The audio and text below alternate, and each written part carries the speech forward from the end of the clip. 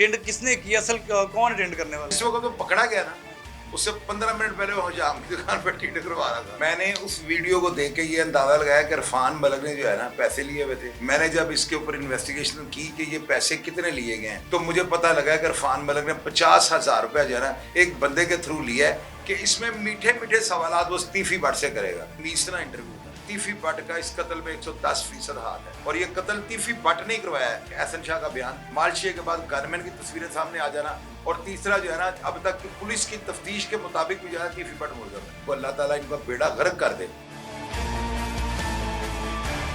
बिस्मिल्लाहिर्रहमानिर्रहीम, अस्सलाम वालेकुम नाज़रीन, आप देख रहे हैं एक न्यूज़ और मैं हूं बिलाल ज़फ़र। नाज़रीन, आज मैं एक दफ़ा फिर शाहिद चौधरी साहब के पास मौजूद हूं और आज हम बलाज अमीर कत्ल केस के हवाले से जो डेवलपमेंट्स हैं उस पर बात करेंगे। मुल्ज़िमान को कोर्ट्स में पेश करना शुरू कर दिया गया है, गिरफ्तारियाँ भी डाली जा रही हैं, और मेन मरकज़ी मुल्ज़िम तीफ़ी भट्ट ने भी कुछ आज से 4-5 रोज़ पहले एक वीडियो लिंक पे जो है बात की, और उसके ऊपर भी आज शाहिद चौधरी साहब से बात करेंगे। और जो ब्रेकिंग न्यूज़ इनके पास हैं, जो ताज़ा तरीन इनके पास चल रही हैं, अब से कुछ देर पहले इन्होंने एक व्लॉग अपना अपलोड किया जिसमें कहा गया कि एहसन शाह जो है वो उम्रा करने गया था, तो वहाँ से शायद उसकी कटिंग हो गई और बाल छोटे हो गए, गंज हो गई, तो यहाँ पे आ गया। पहले इन्होंने कहा था कि पुलिस ने ये सारा कुछ किया है, पुलिस ने टिंडे कर दी हैं 9 लोगों की, 11 लोगों की, 7 लोगों की। इनसे पूछेंगे और इस हवाले से ही बात करेंगे कि मजीद कितनी गिरफ्तारियां डलने वाली हैं, क्या तीफी भट्ट के बयान के बाद पुलिस तफ्तीश में कोई चेंजिंग आई है, कोई फ़र्क आया है। अस्सलाम वालेकुम सर। वालेकुम अस्सलाम प्यारे भाई। शायद भाई बहुत बहुत शुक्रिया, आज आपने हमें टाइम दिया। अच्छा शायद भाई, ये आपने जिक्र किया था कि एहसन शाह समेत 9, 7 या 11 मुल्ज़िमान जो हैं उनकी पुलिस ने टिंडे कर दी गई, इस बारे में क्या कहना चाहेंगे अब आप? यार ऐसी कई खबरें जो है ना मीडिया पे आई उन दिनों में। एक में मैंने ये कहा था कि 11 हो गई, फिर बाद में मैंने 2 कम करके मैंने आपको कह दिया था कि 9 ही है। हाँ जी। अभी एक मुल्ज़िम जो है उसका नाम है एहसन शाह। आपने उसका इंटरव्यू किया था? जी जी बिल्कुल, मैंने किया। कब किया था? खुले वाले दिन मैंने इंटरव्यू किया था, जिस दिन बलाज फौत होते हैं उससे अगले दिन सबसे पहला एक न्यूज़ इंटरव्यू किया जो कि एहसन शाह का था, और उसमें एहसन शाह के इतने इतने बाल थे, मैंने खुद देखे और वीडियोस में भी लोग देख सकते हैं। एहसन शाह उस वक्त उम्रे से आ चुका हुआ था। जी बिल्कुल, आ चुका था। उसके कितने दिन बाद ये गिरफ्तार हुआ? उसके 4 दिन बाद ये गिरफ्तार हो जाता। आज मेरी जो 2 घंटे पहले वीडियो अपलोड हुई है उसमें एक वीडियो चल रही है जिसमें उसके बाल जो है ना वो बड़े प्यारे तरीके से कटे कटे हुए हैं, बड़ी स्टाइलिश किस्म की उसकी कटिंग हुई है। वो कटिंग हुई है या उसकी टिंड हुई है? बिल्कुल वो कटिंग हुई है, लेकिन आपका ये भी कहना है कि शायद उम्रे से करवा के वापस आ गया हो, लेकिन उम्रे वाली बात में कोई सदाकत नहीं, क्योंकि मैं मुलाकात हुई थी। पहले आप मुझे ये बताएं, आप क्यों डर रहे हैं? आपने जो आज वीडियो देखी है उस वीडियो में उसके बाल कटे हुए हैं या उसकी जी बिल्कुल, या टिंड होने के बाद बाल उगे हुए हैं? बाल छोटे छोटे हुए हैं, मतलब टिंड नहीं कहा जा सकता, इतने ज्यादा बाल टिंड के 10, 12, 15 दिन के अंदर नहीं आ सकते, लेकिन बाल कटे हुए हैं। चले अगर वो टिंड रही है तो मेरी वीडियो चल रही है और आपने जो इंटरव्यू किया था वो भी चल रही है। मैं ये कह रहा हूँ कि वो उम्रा की अदायगी के बाद जब पाकिस्तान आया है तो उसकी टिंड हो चुकी हुई थी। अब इसमें बहस किस चीज की है? सही। आप वो भी अपने इंटरव्यू वाली वीडियो भी साथ लगा दें और जो मैंने आज अपलोड किया वो भी लगा दें, ताकि लोग देख सके कि ये कटिंग है, टिंड है, ये उम्रे से आने के दौरान हुई है या कब की? नहीं, आप फाइनल बात बताएं, आप क्या कहते हैं कि टिंड कहाँ पे हुई? पुलिस तो इस चीज को मानने को तैयार नहीं है। पुलिस के आला अफसरान का ये भी कहना है कि पुलिस ऐसा काम नहीं करती, पुलिस का काम मुल्जिमों को पकड़ना है, टिंडे करना नहीं है। सच बता दूं?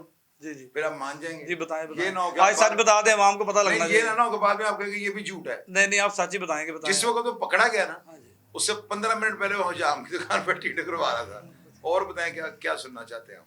अच्छा, पकड़ा जा रहा था 15 मिनट पहले टिंड करा रहा टिकट था। करवा रहा था और हम हमसे बाहर निकलते वक्त इसको पुलिस ने अरेस्ट किया था। शायद साहब क्या बात है, आज आप जो है बातें बड़ी वो मिला जुला के दूसरी बातें कर रहे हैं, कोई सच बात नहीं बता रहे कि टिंड किसने की, असल कौन टिंड करने वाला? इस वजह से मैं आपको नहीं बता रहा हूँ कि लोग जो है ना एक तो फैसला करेंगे, उनको थोड़ा टाइम से गौर से वीडियो देखनी पड़ेगी। रमजान का महीना है, साथ वो इबादत करें, साथ वीडियो को देखें, खुद पुलिस की जो है ना सारी इन्वेस्टिगेशन जो इस केस में पुलिस कर रही है उसको देखें, मेरी रिपोर्ट को देखें, आपकी उम्र से वापसी पर बनाई गई वीडियो को देखें, ताकि उनका थोड़ा टाइम भी एक्सपेंड हो और हमारी वो रहनुमाई भी कर सके। फैसला पब्लिक बेहतर करती है। मैंने कभी ये नहीं कहा कि मैं फैसला कर रहा हूँ, हो सकता है मेरी जो आज वीडियो लगी है ये भी फेक हो।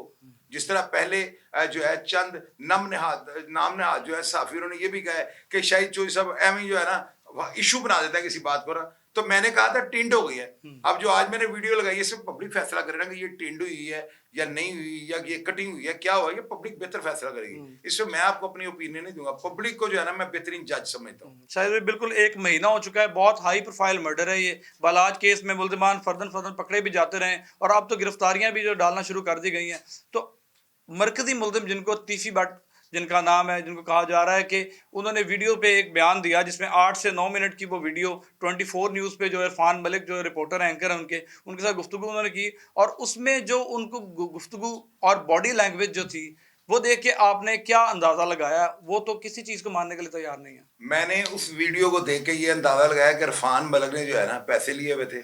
मैंने जब इसके ऊपर इन्वेस्टिगेशन की कि ये पैसे कितने लिए गए हैं, तो मुझे पता लगा कि इरफान मलिक ने 50,000 रुपया जो है ना एक बंदे के थ्रू लिया है कि इसमें मीठे मीठे सवालात वो स्तीफी भट्ट से करेगा। और ये जो इंटरव्यू है ना, इसके जवाब पहले आ चुके हुए हैं, जो उनकी मर्जी थी वो जवाब आ गए हुए हैं, और उन जवाबों के मुताबिक सवाल एडजस्ट करके हमें जो है ना। शायद भाई मेरे ख्याल में 50,000 रुपये वाला इल्ज़ाम ये शायद ये ठीक नहीं है, क्योंकि इरफान मलिक को मैं ज़ाती तौर पे भी जानता हूँ, तो वो ऐसा जर्नलिस्ट नहीं है, लेकिन उसकी आप वीडियो जानते हैं, सुने, आप जानते हैं जी बिल्कुल मेरे साथ वाकया हुआ है। मैं 2017 में नवाकोट थाने के अंदर था, सीआईए में। इस बंदे को मैंने सही बात बताई थी कि ये असल बात है। इसने मेरा मौकफ जो है ना, जो मैं कह रहा था, इसका काम ये बनता था ये दयानतदारी से वो भी साथ चला देता, लेकिन इसने जाके अपनी खुद साख्ता खबर जो मेरे खिलाफ जाती थी इसने वो चला दी। तो आप उसको कहते हैं ईमानदार है? आप मुझे इसका सर्टिफिकेट दिखा दें ईमानदारी का। और मैंने कहा इसने पैसे लिए हैं, किसी बंदे के थ्रू लिए हैं, जिस बंदे के थ्रू लिए हैं या आगे मेरे से बहस कर रहे हैं, बंदा सामने बिठा। अच्छा शायद भाई तीफी भट्ट की बॉडी लैंग्वेज क्या कहती थी? आपने क्या चीजें नोट की हैं? वो कहते हैं कि 94 में, उसके बाद 2010 में, 2024 में मुझ पर इल्ज़ाम लगा, लेकिन किसी चीज़ में मैं साबित नहीं हुआ, और 109 में जो है मुझे शामिल किया गया। उन्होंने सारी डिटेल्स बताई कि वो लोग कौन थे जो हमला करते थे, जिनके साथ लड़ाई हुई, बिला ट्रक्का वाला के साथ क्या मामला चले।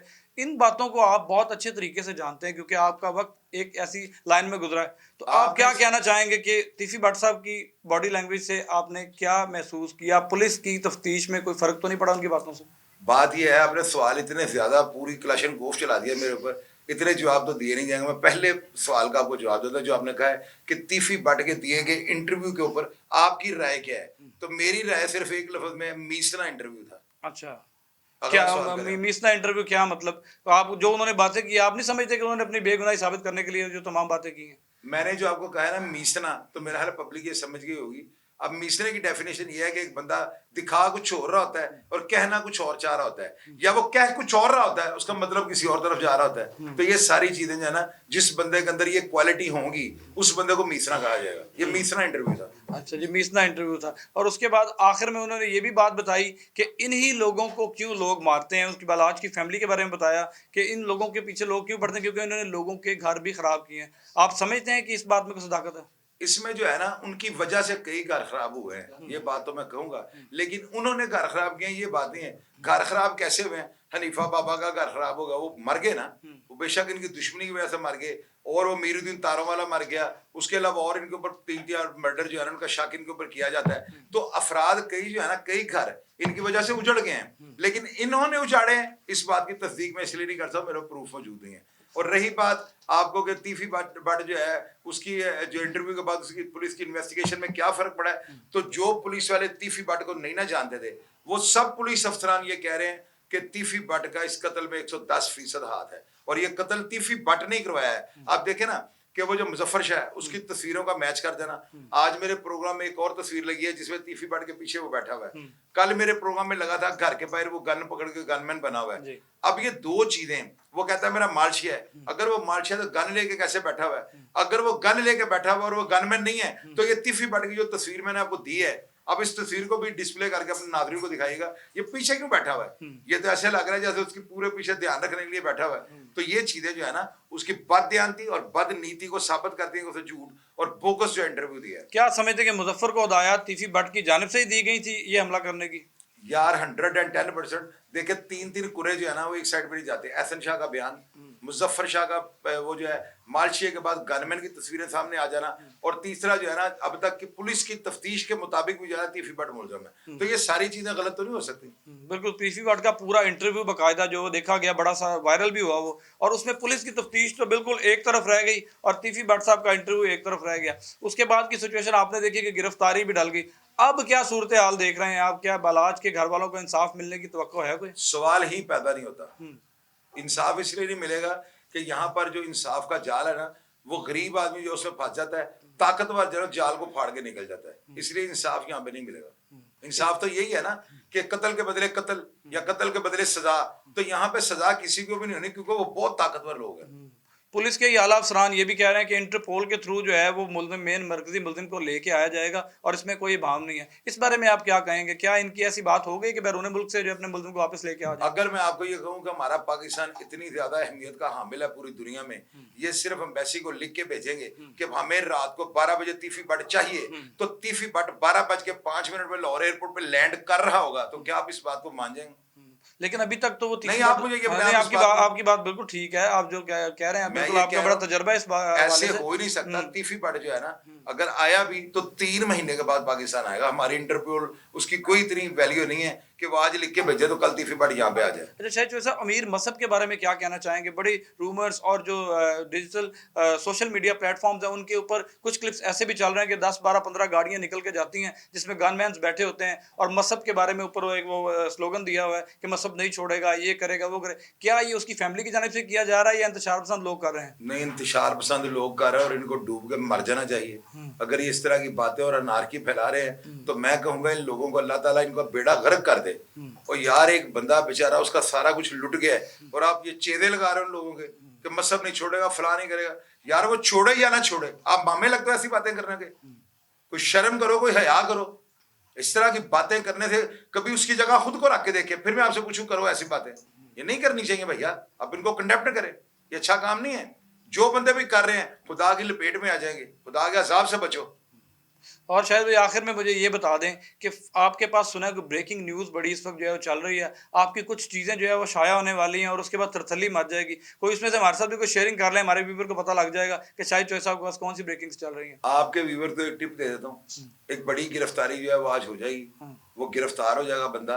अब वो बंदा साल पहले का पकड़ा हुआ था, महीना पहले का पकड़ा हुआ था, 15 दिन पहले पकड़ा गया। इन चीजों का जो है ना मेरे पास कोई प्रूफ नहीं है। बड़ी गिरफ्तारी क्या होगी? 7 लोग तो गिरफ्तार हो गए। बड़ी गिरफ्तारी 2 लोग जो हैं गोगी भट्ट और तीफी भट्ट, वो लोग जो है। आप बड़ी गिरफ्तारी ना कहें, आप ये कहें इस केस के मुतलका जो है ना, बड़ी इस केस के मुतलका, यानी कि इनके दुश्मनों में कोई बड़ी गिरफ्तारी नहीं, कोई 2 साइड पे लोग ले जाते हैं ना, इस केस के मुतलका इसको बिल्कुल क्लियर करने के लिए ये बहुत अहमियत की हामिल जो है ना गिरफ्तारी होगी और ये आज रात हो जाएगी। तो उसके बाद आप समझते हैं कि सीआईए प्रेस कॉन्फ्रेंस कर देगी कि केस जो है वो उन्होंने बिल्कुल ओके कर लिया सारा? बाकी मुल्जमान नहीं पकड़ने, बाकी मुल्जमान की गिरफ्तारी बढ़ेगी। अब इसमें पता नहीं कितना टाइम है, लेकिन आप ये देखें पुलिस की कारकर्दगी जो है कितनी बेहतर है।